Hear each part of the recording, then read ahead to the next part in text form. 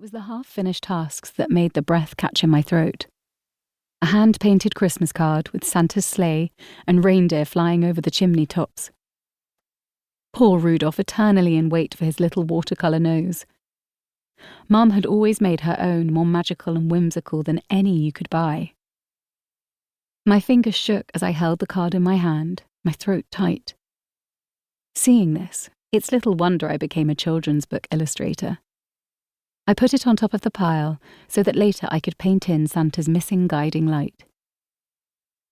It was only when I made to close the desk that I saw it. A paper triangle peeking out from the metal hinge. It was tightly wedged, but after some wiggling, I pried it loose, only, in a way, to wish I hadn't. It was a beautiful vintage French postcard, like the ones we'd bought when we holidayed there, when I was 15 and fell in love with everything en français. It had a faded sepia print of the Jardin de Tuileries on the cover, and in elegant century print it read Carte postale on the back. It was blank, except for two words, two wretchedly perfect little words that caused the tears that had threatened all morning to finally erupt. Darling Ivy. It was addressed to me.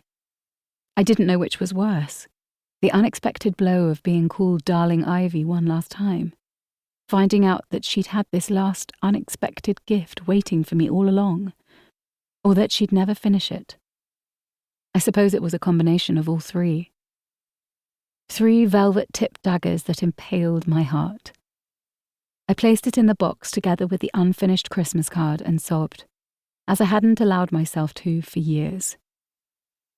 5 years ago, when she passed, I believed that I'd never stop. A friend had told me that time heals all wounds, and it had taken every ounce of strength not to give her a wound that time would never heal, even though I knew she'd meant well. Time, I knew, couldn't heal this type of wound. Death is not something you get over. It's the rip that exposes life in a before and after chasm, and all you can do is try to exist as best you can in the after. Time could only really offer a moment when the urge to scream would become a little less. Another friend of mine, who'd lost his leg and his father in the same day, explained it better.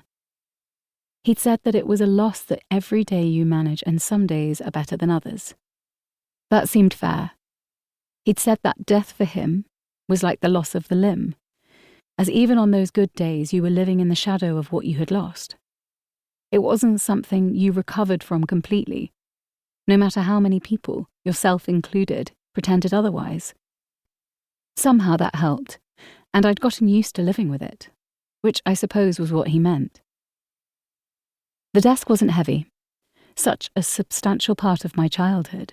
It felt like it should weigh more than it did, but it didn't, and I managed it easily alone. I picked it up and crossed the living room, through the blue carpeted passage, pausing only to shift it slightly as I exited the back door towards my car, a mint green Mini Cooper. Setting the desk down on the cobbled path, I opened up my boot, releasing the back seats so they folded over before setting the desk on top, with a little bit of careful manoeuvring. It felt strange to see it there, smaller than I remembered. I shut the boot and went back inside for the chair and the box where I'd placed all her things. There was never any question of leaving it behind. On my way back, I locked up Dad's house, a small smile unfurling as I noticed the little wreath he'd placed on the door, like a green shoot through the snow after the longest winter. It hadn't been Christmas here for many years. Back to my car, I squeezed the chair in next to the desk and placed the box on the passenger seat before I climbed in and started the engine. As the car warmed, I looked at my reflection in the side mirror and laughed, a sad, groaning laugh. My eyeliner had made tracks all down my face, leaving a thick trail into my ears and black blobs on either side of my lobes so that I looked like I'd participated in some African ritual, or had survived the mosh pit at some death metal goth fest. With my long, dark blonde curls, coral knitted cap, and blue eyes, it made me look a little zombified. I wiped my face and ears and grinned despite myself. God, Mum, thanks for that.